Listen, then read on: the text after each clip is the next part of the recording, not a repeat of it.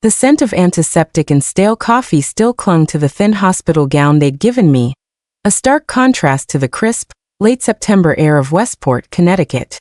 I was supposed to be there for another day, maybe two, recovering from a hysterectomy that marked the final, painful failure of a decade of trying for a child. But a clerical error, a hurried doctor who signed off on the wrong chart, meant Elizabeth Vance was free a full 24 hours ahead of schedule. I should have called Daniel, my husband of 15 years, the man who had promised to be my rock through this brutal recovery. But the silence of the black sedan the hospital arranged felt luxurious, a momentary escape from the sterile monotony. I wanted to surprise him, to walk into our perfect, custom-built home, and see the genuine relief and love on his face. Daniel Vance, 45 years old and a top executive at one of Silicon Alley's largest tech firms, was the picture of suburban success. I, at 42, was just as driven, a financial consultant and independent trader, who had largely financed the $3 million renovation of our colonial revival house. We were the quintessential power couple, the Vances of Willow Creek Lane. He wore tailored suits, I wore confidence like armor. We had everything, except the family we both claimed to want. The surgery had been agonizing, physically and emotionally, closing that chapter forever. Daniel, holding my hand before the anesthesiologist arrived, had sworn, "You are my world, Liz. We'll get through this. I'll be here for you every single step." His words, echoing in the quiet car, were the only comfort I carried home. The car pulled up the long, cobbled driveway. The house was dark, save for a single light glowing warmly from the master bedroom on the second floor. It was strange. Daniel knew I was obsessive about security. He never left lights on unless he was expecting me. I paid the driver, feeling a twinge of unease mixed with the dull ache radiating from my incision. I fumbled with the key in the side door, the one he always used when coming home late from client dinners, and slipped inside. The house smelled faintly of his expensive cologne, but underneath it something else, a sickeningly sweet floral scent I didn't recognize. Not my favorite Jo Malone, but cheap, cloying perfume. I moved slowly, every step a sharp reminder of my body's trauma. My focus was on reaching the stairs. I needed my bed, my own space, and Daniel's arms around me. But as I reached the landing, the sounds reached me. Not the television, not the hum of the HVAC, but rhythmic, unmistakable sounds coming from behind the closed, heavy mahogany door of our master suite. A low, gravelly moan that belonged to Daniel, punctuated by a high-pitched, almost breathless giggle. The air left my lungs in a silent, jagged gasp. The pain in my abdomen was instantly eclipsed by a cold, searing shock that ran through my veins. I didn't rush. I didn't throw the door open in a fit of melodramatic rage. Instead, I moved like a predator, slow, controlled, and utterly silent. I reached for the handle, gripping the cold brass knob so hard my knuckles turned white. I pushed the door inward just an inch, enough to confirm the scene. The bedside lamp cast a soft, golden glow. Daniel was there, exactly where he should have been, but he was tangled in the sheets with a woman whose long, straight blonde hair cascaded over my Italian linen pillows. She was impossibly young, her back arched, her face flushed with an expression of reckless pleasure. It was Chloe Davies, 26 years old, a junior manager from his marketing team. I recognized her from the few mandatory corporate events I was dragged to. Daniel looked over her shoulder, his eyes glazed with lust, and as his gaze drifted towards the door, the lust evaporated, replaced by absolute, paralyzing horror. I didn't utter a word. I didn't even drop my travel bag. I simply let the door gently swing closed, muffling the sound of his panicked, strangled whisper of my name. "Liz?" I retreated, not in defeat, but in tactical withdrawal. I crept back down the stairs, every silent movement a commitment to a new reality. I didn't want him to know I was truly home. I wanted him to think he was paranoid, that he'd just imagined me. I locked myself into my small, rarely used home office on the ground floor, a room I primarily used for managing my personal investment accounts. I collapsed onto the leather sofa, the agony of the incision now a distant second to the glacial clarity settling over my mind. Tears. No. Anger? Yes, but it was cold, precise, and surgical. I was Liz Vance, the woman who analyzed risk for a living. I looked at the situation not as a broken heart, but as a hostile takeover. Daniel had fundamentally breached our contract, and now, I was liquidating his assets. For the next 4 hours, I didn't move. I heard him eventually shower, dress, and leave the house, presumably to get rid of Chloe. He returned 40 minutes later, his voice tight and falsely cheerful as he called up the stairs. "Honey? I just got home late again. You wouldn't believe the meeting." The lie was effortless. I played along. The next morning, I allowed myself to be discovered sleeping on the sofa, clutching my side. I feigned weakness, the perfect picture of the fragile, recovering wife. "Oh, Dan. I got out early, I didn't want to wake you, you looked so tired," I whispered, my voice tremulous. He rushed over, his face a mask of concern. "My God, Liz. You scared me to death. Why didn't you call? You should be resting." He lifted me, carrying me carefully up the stairs, placing me in our bed, the bed where less than 12 hours earlier he had been with her. The irony was a delicious, toxic secret. This feigned helplessness was the foundation of my strategy. While Daniel fussed over my pain meds, bringing me tepid soup and monitoring my rest, I worked. My office was now my war room. I knew the financial landscape of our life intimately, but Daniel, trusting my expertise, had become lazy. Phase 1, the financial squeeze.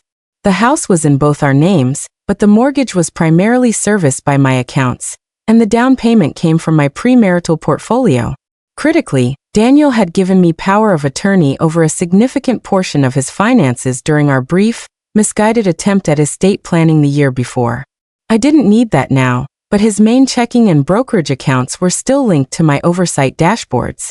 Over the next 3 days, while he was at work and I was resting, I executed a series of maneuvers. Transfer of liquid assets.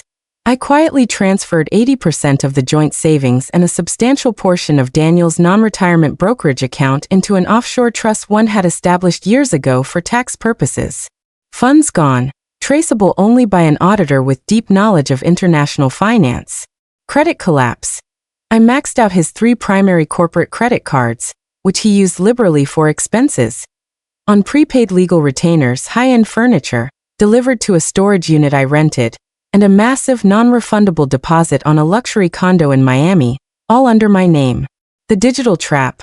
I installed high-grade monitoring software on his work laptop, disguised as a necessary security update, which logged all his communications, including his increasingly frantic texts to Chloe about my unexpected return and his need to lay low. Phase 2, the corporate poison. Daniel was obsessed with his career. His reputation was his lifeblood. His company was preparing for a major acquisition, and Daniel was poised for a massive promotion and stock option grant. I knew his company's ethics guidelines inside and out. His affair with a subordinate, Chloe, was a fireable offense, especially considering he had been her direct performance reviewer just 6 months prior. The evidence from the digital trap was damning. Texts not only confirming the affair, but also revealing casual mentions of insider information. Nothing illegal yet, but enough to trigger an internal investigation. I waited until the 4th day after my return. Daniel was preparing for a crucial board meeting. He leaned over my bed, giving me a quick, professional peck on the forehead. "Big day, sweetie. Try to sleep." "Good luck, Dan," I said, giving him a weak, loving smile. As soon as his Tesla left the driveway, I initiated phase 2. I didn't contact his HR department. I contacted their outside legal counsel, a highly respected firm I had professional dealings with, under the guise of an anonymous whistleblower, who was concerned about the company's impending acquisition and potential exposure to reputation risk. I sent them a meticulously organized, anonymized package containing a timeline of Daniel's relationship with Chloe, screenshots of the most damning texts, sexual and the mild insider trading hints, a brief, expertly written analysis suggesting this relationship constituted a quid pro quo situation that could jeopardize the upcoming acquisition if it became public. The lawyers, bound by confidentiality, knew exactly what to do. They initiated a discreet, high-priority internal audit. Phase 3, the public execution. The climax was set for the annual corporate gala, a black tie event at a prestigious Manhattan venue, where the company was set to announce the acquisition and Daniel was expecting his promotion. It was 10 days after I came home. Daniel was worried. He'd been unusually stressed, glued to his phone, and avoiding eye contact. The firm's audit had started, and he was being interviewed about general compliance. He hadn't connected the dots. He still thought I was too weak, too dependent on him, to notice anything. The night of the gala, I transformed. I discarded the sweatpants and the facade of the frail invalid. I slipped into a custom-made emerald green gown, chosen specifically to contrast with the icy composure of my expression. I applied makeup with the precision of an artist perfecting a death mask. My surgical scar was invisible, my resolve wasn't. We arrived late. Daniel, looking nervous but sharp in his tuxedo, held my arm possessively. "Smile, Liz. We need to look like the couple of the hour." I smiled, a cold, predatory baring of teeth. "Of course, darling. I wouldn't miss this for the world." The room was packed with the elite of the financial and tech worlds. I spotted Chloe near the bar, dressed in a cheap, too-tight red dress, trying desperately to look inconspicuous. Her eyes, meeting mine briefly, registered pure terror. The CEO took the stage for the announcement. He spoke of growth, synergy, and the bright future. Then he introduced Daniel, praising his crucial, tireless efforts. Daniel approached the stage, basking in the applause. As Daniel reached the microphone, I made my move. I walked directly to Chloe, who was now frozen, champagne flute halfway to her lips. "Chloe, dear," I said, my voice carrying just enough to catch the attention of the nearest cluster of executives. "Lovely dress. Did Daniel pick it out for you? He has such predictable taste." Chloe's face drained of color. "Mrs. Vance, I didn't let her finish." I raised my voice, directing it at the CEO and the executives grouped near the stage. "Mr. Vance," I called out clearly, cutting through the murmuring crowd.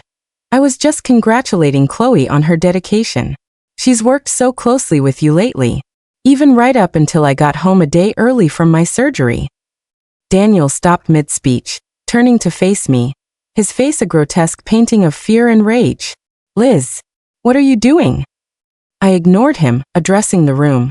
"You know, Daniel was supposed to be resting me after my hysterectomy. Instead, I found him resting her on our Italian silk sheets. But that's just marital infidelity, isn't it? Disgusting, but not illegal. What is interesting, though, is the company audit you initiated, Mr. CEO. Did you know Daniel offered Chloe a specific promotion? The one he reviewed her for, in exchange for, shall we say, personal services? And did you know in their texts, they casually discussed the projected Q4 stock option valuation for this acquisition before the official filing? Little slip-ups, but when combined with a pattern of sexual harassment and misuse of corporate cards, the bills for which I paid today with his credit, it suggests a pattern of behavior unbecoming of a senior executive. The room descended into chaos. The CEO's face was thunderous. The general counsel, whom I had spoken to, was instantly at his side, whispering frantically. Daniel ran off the stage, tearing through the crowd towards me. "You psychotic bitch. You ruined me," he hissed, grabbing my arm. I didn't flinch. I let him feel the hard, controlled strength in my core. "No, Daniel. You ruined you. I just filed the paperwork."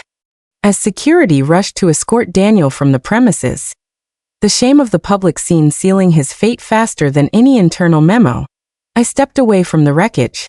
I had filed the divorce papers electronically an hour before the gala, citing irreconcilable differences, and adding a detailed addendum regarding the financial transfers and the evidence of his corporate misconduct, leveraging the prepaid legal retainer. I walked out of the ballroom, head held high, leaving Daniel's career, his reputation, and his remaining liquid assets, which were few, shattered. The divorce was swift and brutal. Daniel lost his job within a week. The company, facing reputation damage, quickly settled with him, but the amount was negligible after legal fees. Because I had the foresight to document my primary contribution to the house and his financial breaches, I was awarded the Westport house in full. Daniel was left with his car and the clothes on his back, a symbolic and literal stripping of his privileged existence. 6 months later, I sold the Westport house, donating the expensive Italian sheets to a local animal shelter. I moved to the Miami condo, using the money from the house sale and my secure offshore funds to expand my trading portfolio. The last I heard of Daniel, he was living in a small, rented apartment in Queens, attempting to find contract work. His professional network completely evaporated. Chloe had also been fired and dropped him instantly. I never regretted my cold precision. The pain of the betrayal had been immense, a deep wound that the surgery couldn't fix. But the satisfaction of the meticulous, logical execution of my revenge was the best medicine. I was Elizabeth Vance, and I didn't get mad. I got even. And I did it with a spreadsheet, a law degree, and a surgical scar that served as a permanent reminder. Never underestimate a woman who has nothing left to lose. I had lost the chance to be a mother, the love of a husband, and the sanctity of my home. In return, I gained back my life, my dignity, and the profound, intoxicating power of self-reliance.